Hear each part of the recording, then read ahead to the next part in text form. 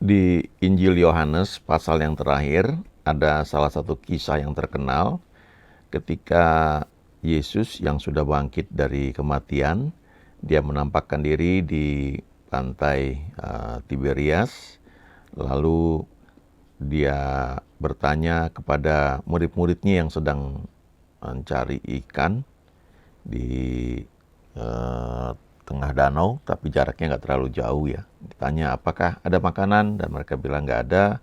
Lalu Yesus berkata, tebarkan jalamu di sebelah kanan, dan kau akan mendapatkannya. Lalu ketika mereka menebarkan jala di sebelah kanan perahu, mereka dapat banyak ikan, jumlahnya 153 ekor, kemudian mereka tarik ke darat, lalu mereka makan. Nah, setelah makan, ada percakapan antara Yesus dengan Simon Petrus.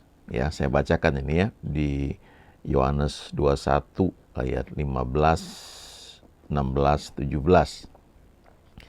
Sesudah sarapan, Yesus berkata kepada Simon Petrus, "Simon, anak Yohanes, apakah engkau mengasihi aku lebih daripada mereka ini?" Jawab Petrus kepadanya, "Benar Tuhan, engkau tahu bahwa aku mengasihi engkau." Kata Yesus kepadanya, "Gembalakanlah domba-dombaku." Kata Yesus pula kepadanya untuk kedua kalinya, "Simon anak Yohanes, apakah engkau mengasihi aku?" Jawab Petrus kepadanya, "Benar Tuhan, engkau tahu bahwa aku mengasihi engkau." Kata Yesus kepadanya, "Gembalakanlah domba-dombaku." Kata Yesus kepadanya untuk ketiga kalinya, "Simon anak Yohanes, apakah engkau mengasihi aku?" Maka sedih hati Petrus karena Yesus berkata untuk ketiga kalinya, "Apakah engkau mengasihi aku?" Dan ia berkata kepadanya, "Tuhan, engkau tahu segala sesuatu, engkau tahu bahwa aku mengasihi engkau." Kata Yesus kepadanya, "Gembalakanlah domba-dombaku." Nah, ini menarik. Yesus bertanya 3 kali ya kepada Simon, "Apakah engkau mengasihi aku?" Ada beberapa hamba Tuhan yang pernah bagikan ya kenapa Yesus bertanya 3 kali kepada Simon, karena sebabnya Simon itu menyangkal Yesus 3 kali. Dan kalau kita perhatikan ya, waktu Simon kan awalnya dibilang, "Sekalipun semua orang meninggalkan engkau, aku tidak akan meninggalkan engkau." Tetapi Yesus berkata, "Sebelum ayam berkokok, engkau sudah menyangkal aku 3 kali." Simon tetap ngotot bilang, "Oh enggak, aku enggak akan menyangkal engkau." Tetapi akhirnya memang terjadi ya. Dan kalau kita perhatikan, itu urutannya juga mengerikan ya. Maksudnya pada awalnya itu kan Simon tetap ngikutin ya, ketika Yesus ditangkap untuk diadili. Lalu ada yang bilang, kamu kan termasuk ini ya, rombongannya ini." Terus Simon bilang, "Aku nggak ngerti apa yang kalian ngomongkan," gitu. Nah, terus yang kedua, ada yang bertanya lagi ya, "Kamu kan muridnya kan?" Gitu. Terus Simon bilang, "Aku nggak kenal dia kok," gitu ya. Lalu yang ketiga kalinya, ketika mereka bilang, "Sungguh benar, kamu tuh muridnya, nyata dari bahasamu, cara kamu ngomong itu." Lalu Simon mulai mengutuk ya, dan bersumpah bahwa dia tidak kenal dengan Yesus. Nah, pada saat itu berkokoklah ayam ya, dan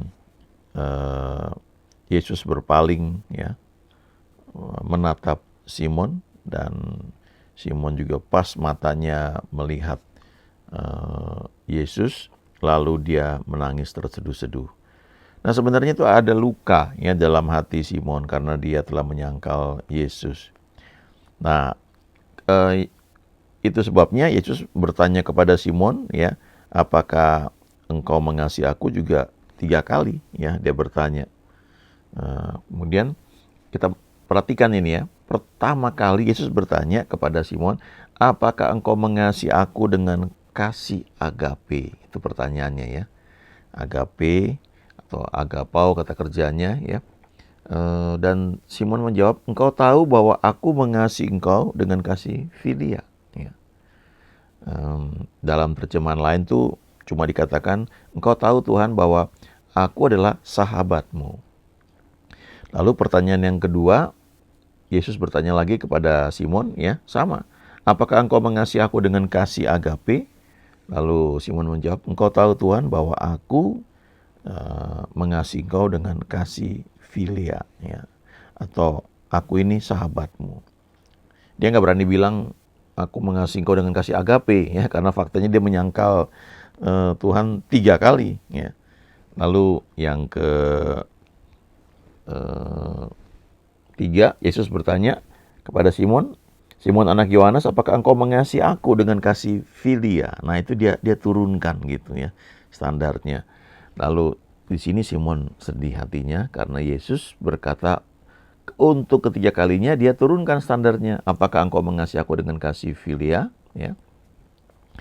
Dan dia jawab, engkau tahu Tuhan, engkau tahu segala sesuatu. Engkau ngerti bahwa aku ternyata cuma mampu mengasihi engkau dengan kasih filia, dengan kasih persahabatan. Ya, seorang sahabat memang baik, tapi ada batasnya kasih filia itu. Sementara kasih agape itu kan kasih yang tidak menuntut balas, kasih yang tetap ada walaupun orang yang dikasihi atau pribadi yang dikasihi itu bukan hanya tidak membalas kasih,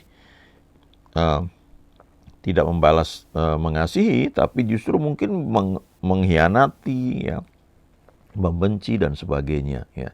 Nah ini kasihnya Tuhan dan itu kemampuan Tuhan, bukan kemampuan manusia. Ya, ini semuanya diperlukan ya kalau kita menikah ya dalam keluarga kita perlu kasih eros ya, daya tarik secara fisik itu ya, cinta kasih karena sifatnya fisik ya, lalu ada kasih filia persahabatan ya karena kalau kita menikah ya kita berkeluarga kita perlu juga memandang pasangan kita sebagai sahabat, sebagai teman dekat, teman sharing ya. Jangan cari orang lain buat sharing mestinya ya. Dalam faktanya kan kadang-kadang itu tidak selalu terjadi ya. Harusnya pasangan kita tuh menjadi sahabat kita yang paling dekat. Sama seperti waktu kita belum menikah ya. Waktu kita masih pacaran kan semua kita cerita gitu ya. Nah, lalu kita juga perlu kasih storge ya, kasih dalam keluarga ya, karena ikatan keluarga. Tapi kemudian kita juga perlu kasih agape. Kasih agape itu yang membuat kita tetap mengasihi ya, walaupun mungkin kita dikhianati ya, orang yang kita kasih tidak seperti yang kita harapkan, itu kasih agape. Ya, kadang-kadang dalam pelayanan keluarga misalnya ketika dilayani ya suami atau istri ya biasanya ya karena seringkali kan suami bekerja dengan otak kiri seringkali ya dan yang istri itu dengan otak kanan dengan banyak menggunakan emosi perasaan. Jadi kalau emosinya terluka tuh sukar sekali ya untuk mengampuni ya dan itu mengikat ya jadi sehingga tindakannya itu banyak aneh-aneh ya dan kalau diajarkan misalnya harus mengampuni, oh nggak bisa, nggak mau, nggak bisa ya. Aku nggak bisa, nggak mungkin aku mengampuni dia. Gitu. Nah, setelah dilayani, didoakan ya, kadang-kadang perlu pelepasan gitu ya. Lalu kasih Tuhan turun, ya. Kadang-kadang dia bilang, ya aku nggak bisa Tuhan, aku nggak bisa. Lalu konselor akan bilang, bukan soal nggak bisa, mau nggak. Kalau mau Tuhan akan kasih kemampuan. Lalu ketika dibilang ya Tuhan aku mau ya, lalu mungkin meledak ya tangisnya karena kemudian terus kasih Tuhan turun ya. Itu kasih agape ya. Waktu saya terima Tuhan Yesus ya, pada saat saya berdiri mengakui Yesus sebagai Tuhan dan Juru Selamat, itu ada kasih yang turun ke atas saya sehingga ada teman yang saya nggak suka di SMA saya dulu ya, ya itu bisa timbul kasih itu tiba-tiba kepada orang itu ya. Nah itu kasih agape seperti itu. Dan ini Tuhan sebenarnya mengatakan pada Simon, engkau tidak cukup melayani aku dengan kasih filia saja. Engkau perlu kasih agape dan untuk itu perlu kekuatan dari Tuhan. Makanya kalau kita baca di ayat selanjutnya, ya, ayat 18 dan 19. Aku berkata kepadamu, sesungguhnya ketika engkau masih muda, engkau mengikat pinggangmu sendiri, dan engkau berjalan kemana saja kau kehendaki. Tetapi jika engkau sudah menjadi tua, engkau akan mengulurkan tanganmu, dan orang lain akan mengikat engkau, dan membawa engkau ke tempat yang tidak kau kehendaki. Dan hal ini dikatakannya untuk menyatakan bagaimana Petrus akan mati dan memuliakan Allah. Sesudah mengatakan demikian, ia berkata kepada Petrus, ikutlah aku. Nah, selanjutnya ketika Petrus ya sudah mengakui bahwa dia itu cuma bisa mengasihi Tuhan dengan kasih filia, ya. Petrus kan ini orang sanguin ya. Orang sanguin itu kan seringkali ngomong dulu, habis itu baru mikir ya. Jadi kadang-kadang ngobrol janjinya itu gampang. Oh bisa kok, ayo aku, ya saya mau, ya saya ikut misalnya kayak gitu. Habis itu dia lupa yang dia ngomongin apa gitu, apa ya kan ya. Aduh saya ternyata nggak bisa misalnya begitu. Ya, terbalik sama orang melankolik ya. Orang melankolik itu mikir dulu baru ngomong. Kadang-kadang mikirnya kelamaan nggak ngomong-ngomong.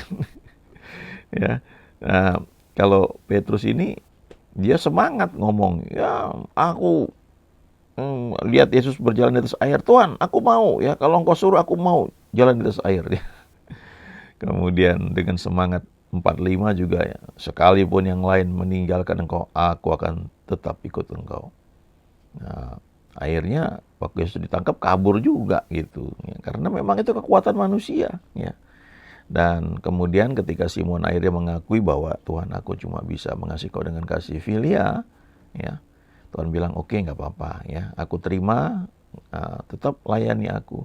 Lalu tuh dia beri jaminan kepada Petrus, engkau akan bisa mengasihi aku dengan kasih agape, sehingga sampai nanti engkau ditangkap, dibawa ke tempat yang tidak kau kehendaki, engkau tidak akan lari, engkau akan tetap mengasihi aku ya sampai nanti engkau bertemu dengan aku ya. Jadi sebenarnya kemampuan kita untuk melayani ya itu dari Tuhan ya. Kalau kita pakai kekuatan sendiri, kita ikut Tuhan dengan kekuatan kita sendiri, itu ada saat-saat di mana kita tuh akan capek dan undur akhirnya. Ada orang-orang yang melayani Tuhan dengan semangat berapi-api karena alasan yang sifatnya daging ya. Karena dapat makanan gratis ya, karena jadi dekat dengan gembalanya, karena gembalanya misalnya punya sesuatu yang dia inginkan ya. Gembalanya orang kaya misalnya, jadi berharap kalau rajin melayani nanti mungkin gembalanya ini bisa tolong ngasih sesuatu ya. Itu pada awalnya sih oke ya, kita melayani Tuhan dengan berbagai macam motivasi. Tetapi waktu kita semakin bertumbuh, Tuhan akan bersihkan kita ya. Dan akhirnya kita menyadari bahwa pada titik tertentu kita nggak bisa ya tanpa kekuatan dari Tuhan. Kita perlu jaminan daripada Tuhan ya untuk bisa melayani Dia terus ya sampai nanti kita ketemu dengan Tuhan ya. Itu diperlukan kekuatan dari Tuhan. Nah, ajaibnya ya ketika Tuhan bertanya kepada Simon Petrus 3 kali ya, dia menggunakan standar yang pertama itu kasih agape. Nah, Simon cuma bisa kasih filia. Yang kedua dia tanya lagi dengan kasih agape. Simon cuma bisa kasih filia. Yang ketiga dia turunkan standarnya. Dia bilang, oke lah nggak apa-apa ya. Kalau kamu nggak bisa dengan kasih agape, yang memang kamu nggak akan pernah bisa, oke, kasih filia. Nggak apa-apa. Gembalakanlah domba-dombaku. Nah, Simon di situ nangis terharu karena ternyata Tuhan bilang, oke, aku terima kamu apa adanya. Tapi kamu perlu sadar bahwa kamu butuh aku. Kalau kamu pakai kekuatanmu, kamu akan sombong. Ya itu sama seperti Hagar ya. Hagar itu kan Sarah pilih dia untuk kawin dengan Abraham supaya nanti punya anak. Anaknya itu menjadi anaknya Sarah. Tapi kan waktu Hagar tahu dia hamil, dia memandang rendah nyonyanya.